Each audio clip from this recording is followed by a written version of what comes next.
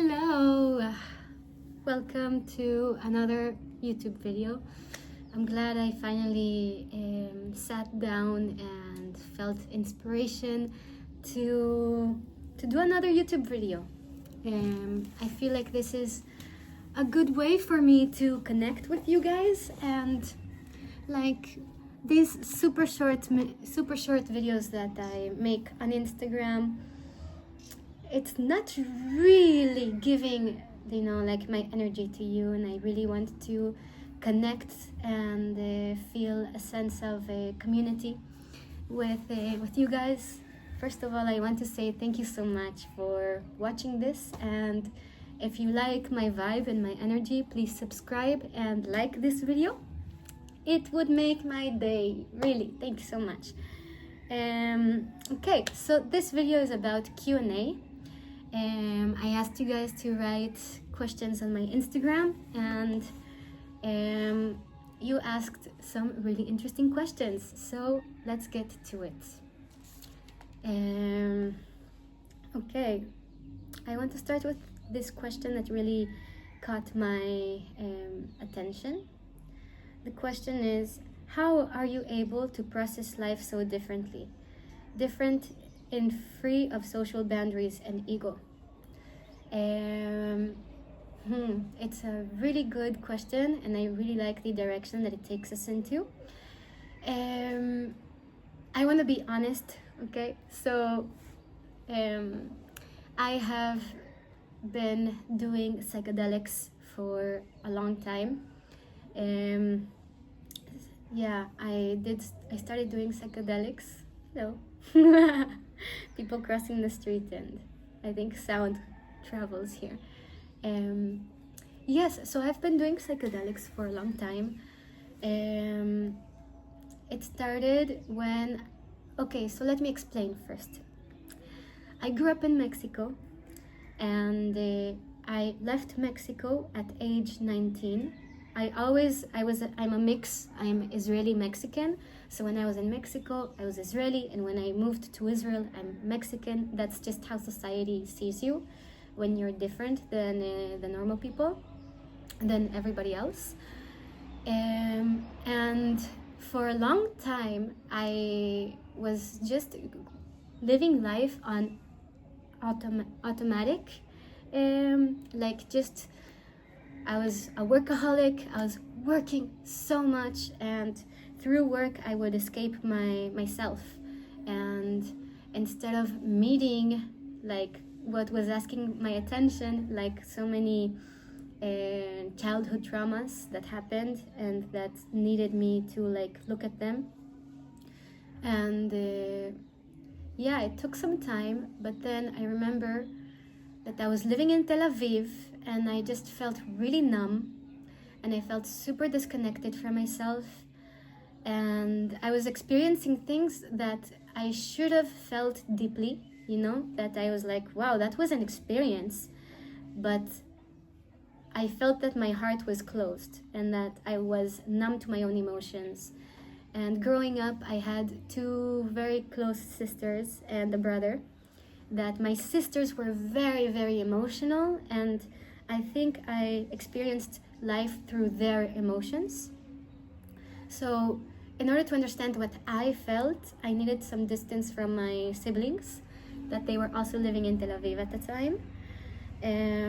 So I just decided I heard about this place somehow.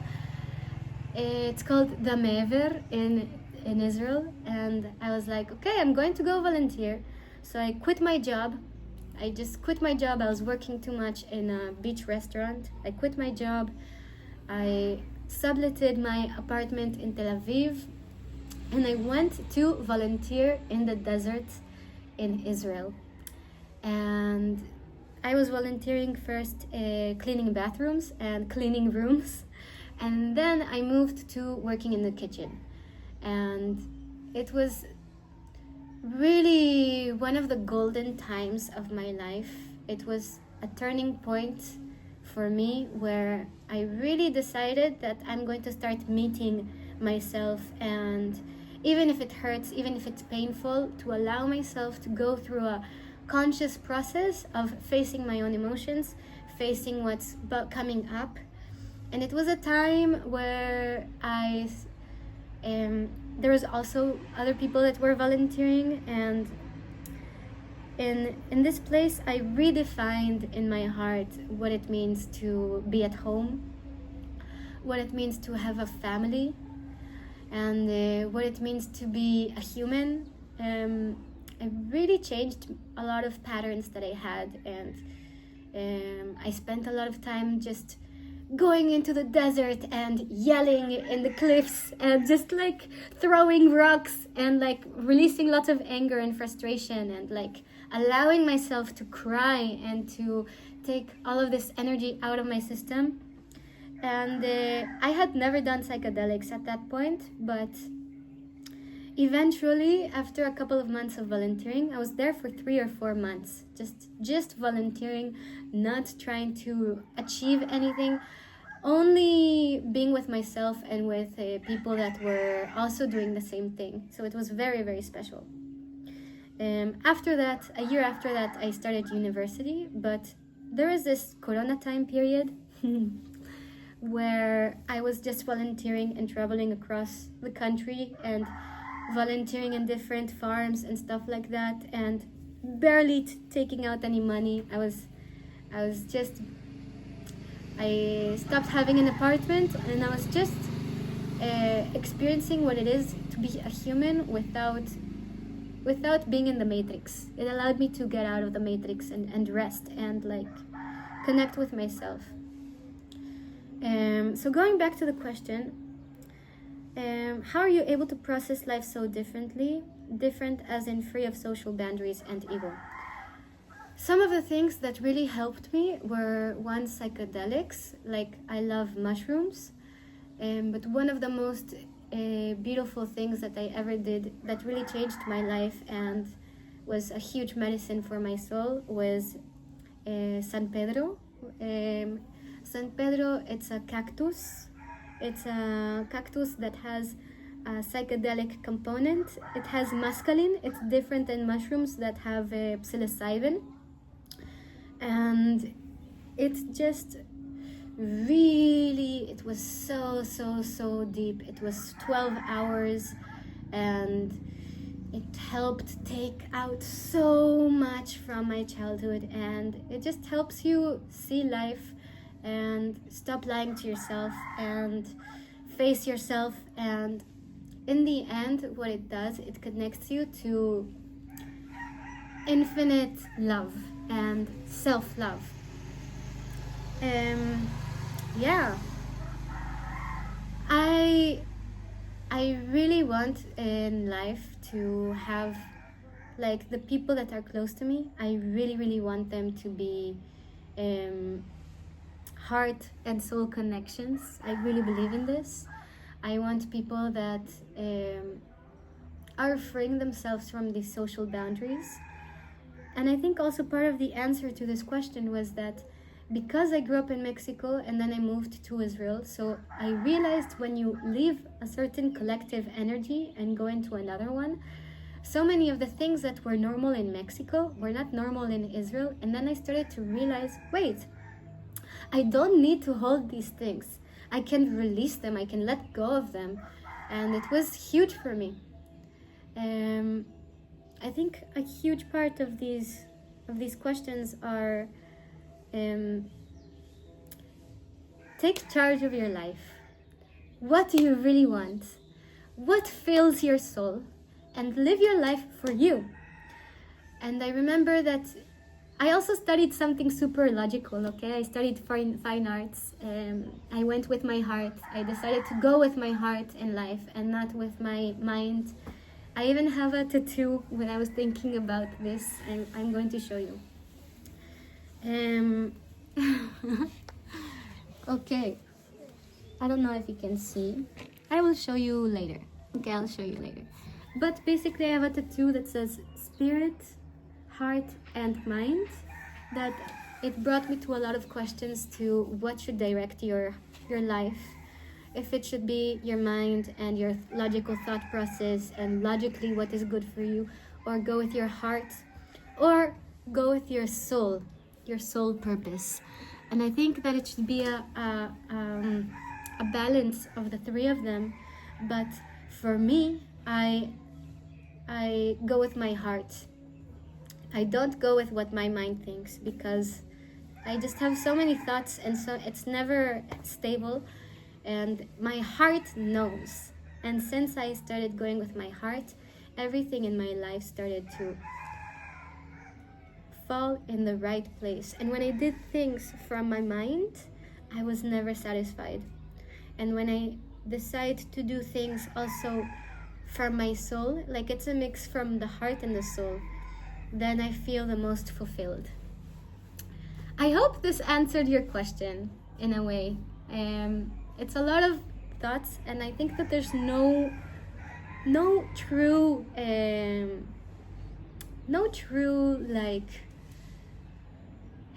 answer to this. I think that we just have to try to be our most authentic self, and remember that when we love ourselves, it first starts with self-love, so we can love the other.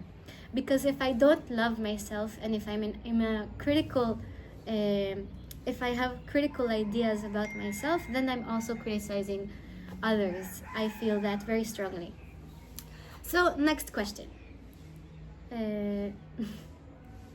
Some of these questions are really funny, and some of them are really interesting. The question is, do you travel alone? And if yes, what are your safety precautions you take from locals? It's a good question. And no, I don't travel alone. I'm traveling with someone, and it's really good for me. I feel for me, I travel also to safe places. When I was traveling in India, it was very special. It was very, very different than Thailand. But when I was traveling in India, I was also traveling in places that other Israelis are also traveling to. So I knew that it's safe, and yeah, I would rather travel with someone than alone. Because in India, especially, when you move from place to place, everything messes up in the way. Like, every time we moved places, it was always chaotic and not easy, and things were always happening in between. So I like traveling with people, but I also move alone. And when I felt really safe having a scooter in India, it gave me lots of freedom, and I felt that if I want to leave a place, then I leave a place.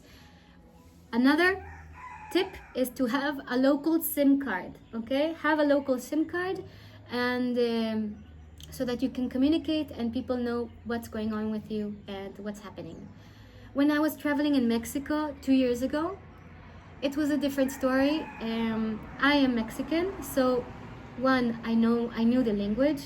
Two, I knew how to be careful and never move at night, and always have a SIM card, and like make sure people know where you are, and send the locations to friends and stuff like that. But another thing I would do in Mexico is that I really would feel intuitively, like be aware about your surroundings, be aware. Also, never disrespect people. You never know. In Mexico, it's a thing, like we say buenas tardes to everybody, like good evening, and you just really have to never disrespect anybody, because you'd never know who you're talking to. Another precaution I take is sometimes I would travel with pepper spray. Right now I'm not doing that. Yeah, I try to dress like however I want, but sometimes I dress modestly, to like fit the culture. In India it was different, because I was traveling with clothes that I already had, and I wasn't really buying clothes in India. Yeah, I hope that helped. It's one of the things that helps me. try to feel places and connect with people. As a woman, if I were traveling alone, then I would travel and find another woman. And there are so many Israelis in the world, so you're never alone as an Israeli. You always find more Israelis everywhere. Yeah. Oh, this is really sweet. You're amazing, and your smiles always make my day. Oh, thank you. I'm glad to spread love, and that's really what I want to do, to spread love and help people connect with themselves. Another question is, what is your favorite hobby? I love cooking, and now I'm staying in a house in Pai in North Thailand, so it feels, yeah. I love cooking. I love to cook for myself. I studied art, and like I love painting and drawing and sculpting and doing things with my hands. And I studied video art and programming, like art programs. But I'm not traveling with the computer, so that I'm not doing that right now. But I do want to go back to painting. I just had like a break after art school. It was too intense for me, so I'm trying to go back to a place where it's not too serious and not too self-critical, like because I studied art in an art school and it's a very serious one, so I feel like many over seriousness came into my creative process, and I'm cleaning that now. I want to do things because they're fun, not because I have to. I love reading. I read a lot. I love exploring fantasy worlds, and it just calms me, and I love it. I love reading so much. I love fantasy books. I love romance novels. Yeah. I love psychedelics. So I usually do some mushrooms, honestly, or other psychedelics. Not too much. I always try to I respect the plant medicines, and I try not to do it when it doesn't feel right. Other hobbies, I love traveling. I love being in nature. Nature for me is mother. It's mama. I love going back to mama. It's one of my favorite things to do. I love filming funny videos and videos for you guys. I love it. It makes me happy. And what else do I love to do? What else do I love to do? I love meeting new people that feel connected in the heart. I love that. Yes. And I love finding a soul connection, or like my star family across the world. I love that. I love learning about new cultures. And yeah, I think those are my hobbies. I love nature. I love hiking and all that. This is a good question. What turns you on? Bit of sexuality. Ooh, what turns me on? Okay, so it's interesting. I'm bisexual. But I'm more straight than bisexual. I feel like I have a stronger desire for men, but I also have an attraction to women, and it's part of me. And I've been in relationships that always allowed me to explore my sexuality. What turns me on? I am turned on by people that have strong passions. I'm turned on when I feel that someone is really in a flow with themselves and connected to themselves, and you can really feel it, you know? It's really beautiful when someone is really connected to themselves. I'm turned on by self-confidence. It's sexy. I'm turned on by men that are not afraid to show their emotions. I'm turned on when a man is not afraid of his feminine side, when he's in touch with his feminine side. And it's like a healthy sexuality, you know? I am not turned on by men that are over masculine and that are afraid to even cry and stuff like that. It reminds me of Mexico, and for me, growing up in Mexico, I never felt safe around men. I had my first kiss when I left Mexico, and that was at age 19. So, yeah, I don't like overly macho men, if you know what I mean. Like, I need a man that allows himself to be soft sometimes and is not afraid to show that he has emotions and is sensitive and sees my emotions. I love forearms. I'm turned on by forearms, men's forearms.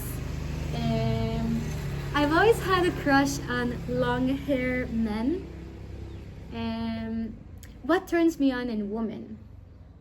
I'm turned on by a woman that really owns her sexual energy. I'm turned on by a woman that I feel her energy, that is attracted to me. That is really nice. I'm turned on by people that are funny. Funny people turn me on. Funny people are just, well, it turns me on when someone is really funny and they like makes me laugh and I'm like ha ha ha, punching them back, and I think it's so cute. I'm turned on when people notice small things about you and they see you. I'm turned on when people see me and when I feel cherished and connected. Yeah, I think that when someone really is connected to themselves and goes for what they want, it's hot. This energy is hot, you know. I think that's all I'm going to say for now. Let's see. You have been my crush since I saw you in my random Instagram feed. Sending so much love to you. Also, I want to share one thing, okay? I realized this when I was in university, when I was still going through self-love processes. I realized that I will never be the same age that I am right now, and I will never be more attractive than I am right now. So might as well realize and accept how beautiful I am now, instead of being self-critical and not loving myself. So love yourself, because you're never going to be back in this moment and looking how you look now. And love yourself deeply, because this will vanish, you know, and we need to love ourselves. 3 favorite cities. Interesting. I'm not really a city girl, but the cities that I have liked in my life were one, Tel Aviv.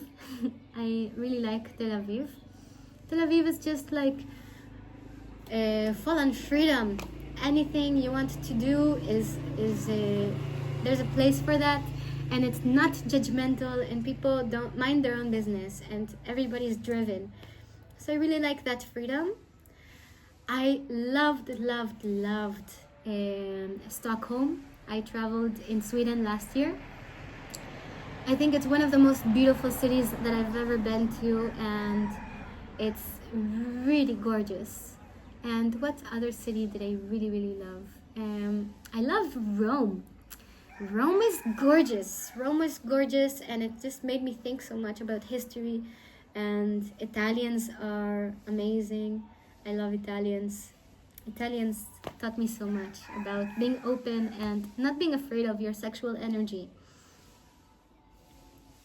The next question is, where are you from and how much did you like India?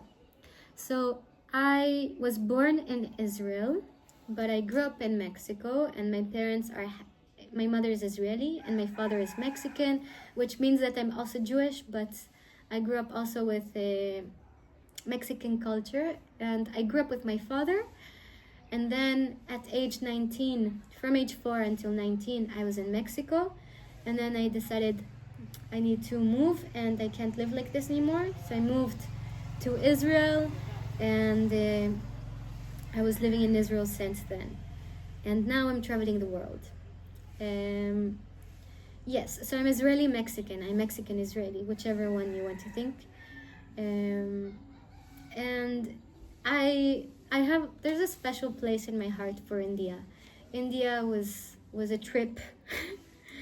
India, I don't think I've India is the most populated country in the world, okay? And I didn't realize that when I started traveling in India. There are so many people in India, but I also was in very rural places. Like I wasn't traveling. I did not like any city in India. Cities in India were just too much for me. But small towns in India were magical. I loved Dharamsala. The north is so different, like the Himalaya mountains is such a different energy than the south. Also because there are more Buddhists and more Tibetans there that influence. Like also Dharamsala is where the Dalai Lama is, and like where the Buddhists are and the Tibetans are. So I think I really loved it there, and there's something really, really powerful about the Himalayan mountains. Oh, what a majestic nature there is there. Like, oh, so much life. I loved it so much. Another place that I really loved was Goa. I really loved the jungle vibes, and we rented a scooter there in that area, so it was really magical. Oops. It was really magical. And one of my other favorite places was Hampi. Hampi was so special. I feel like it's where I felt the culture the strongest. Like the culture is really strong there. And wow. And the Indians there were really, yes. מה עם כל הירוקים? להכניס אותו מהמרק? איך המרק הכל מבושל? אפשר להכניס. כן. So going back to Hampi. Hampi was really, really special to me. I could really feel how open-hearted the people were there. Like, first of all, the nature was crazy. Like it just felt like there was this giant. Like I could just imagine Hanuman being this giant toddler that plays with Legos, and like he just left a bunch of Legos, which are like the mountains, and these giant stones that are left there. And it was really, really gorgeous nature. And the people in the small towns, I remember driving by and like small children being like, hi, hi, hi. So I was like, wait, why am I not so excited like these people are? Like, not only children, grown-up people, everyone, ah! And I was like, wait, why am I not... When did I block myself and like not allow myself to truly get so excited? You know, this like like ecstasy, like that they were, well, ecstatic people, just like, ah! And at some point I was like, I'm just going to go for it. So I started waving back like, hi! And it was so much fun. And there are so many monkeys, and I love Hampi. And the temples were so beautiful, and I have such good memories from there. And I still have so many places that I want to go to in India, like Kerala. I want to go to Kerala. I want to go to Rajasthan. I want to go to Rishikesh. I want to go to Rishikesh to do a yoga course. I'm going to go back to India, don't worry. I will go back to India. I want to go to Nepal to do some nature tracks. I want to go back to the Himalayan mountains, and like this magical energy from the mountains is something that I want to go back to. Another question: what made you do OF? You are so beautiful. In fact, I want to start my OF seeing you. Oh, that's so cute. Thank you. Okay, what made me start doing OF? First of all, one of the most, like when people that I meet realize that I do OF, the most common thing that they answered back is, wow, I wanted to do it too, but I didn't have the courage to do it. And let me tell you, it's not an easy job. It definitely changes lots of things. It definitely changes lots of things. Also, the internet is a tricky place to manage. Like, yeah, I don't think doing OF and not being super total about it, and like agreeing to have this change your life is the right thing to do. Yeah, what made me do OF? So I was in a point in my life when I was in my third year of university, and I was going through lots of different things. I was going through a tough time in my life, and the main thing I was processing was I started to put boundaries in my life with things that were too much for me. So like I was putting boundaries with university, like because I was getting so stressed from university, so stressed, and you can't live like that, you know? I needed some healthy boundaries. Like the stress that I was having was making me sick. I was going through, I had like this surgery because I was so stressed. Yeah, I had a surgery in my cervix. So when I had this surgery and when my stress became so physical, I understood that I need to change things.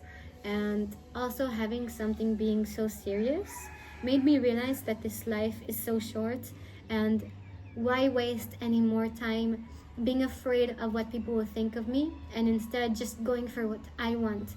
And people that are right for me will accept me how I am, or they will not. And many people have left my life also because of the choices I've made. And yes, so what made me open an OF was I was going through a surgery, and I just had enough of giving my energy to other people, and I quit. I was working in a sushi place that I hated working there, and I had these ideas when I was working in the kitchen. I was like, wow, I hate working so much. I wish I were sick so that I wouldn't come here.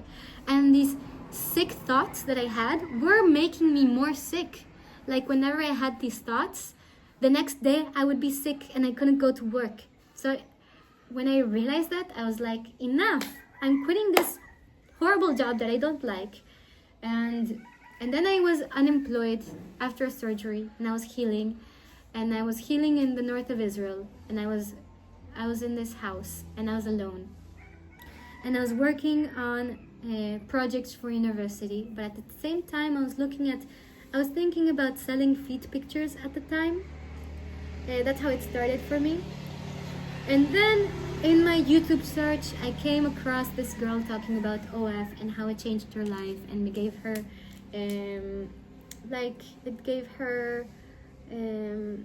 financial freedom. And I was really thinking in this time, wow, am I pretty enough to do this? I didn't know. And I was thinking at the same time, do I want to do this?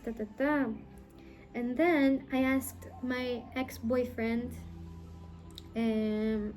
He had a friend that has OF, and I asked him for her number, and instead he gave me the number of his current girlfriend that opened an OF.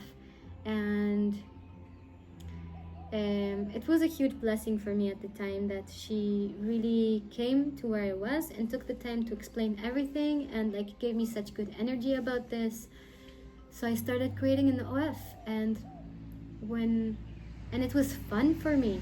And I was like, wow, this is fun. And wow, I can travel and do this. And wow, I can.